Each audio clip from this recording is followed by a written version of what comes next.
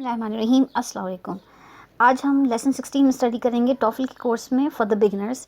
इसमें हम there is और देयर आर का यूज़ देखेंगे। So let's directly jump into the lesson.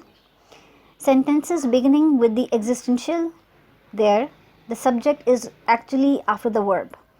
If you're using there is, there was, there have been, so this will be followed by singular subject which can be non-count noun.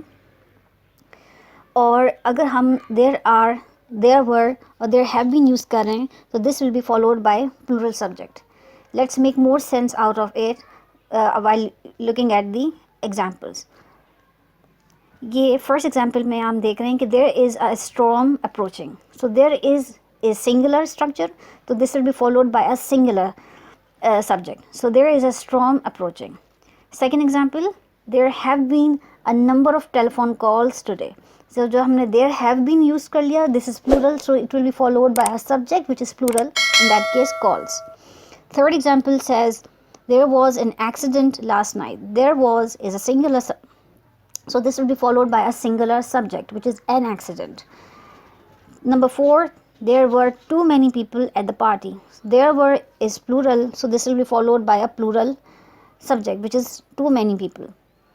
Fifth example says there has been an increase in the importation of foreign cars. So there has been is singular, so this will certainly followed by a singular subject which is an increase in the importations of foreign cars. Last example says there was water on the floor where he fell to be precise. So there was a singular followed by water which is non-count. हमने अपने formula में बताया था कि it can be non-count noun or it can be a singular regardless. On the floor where he fell.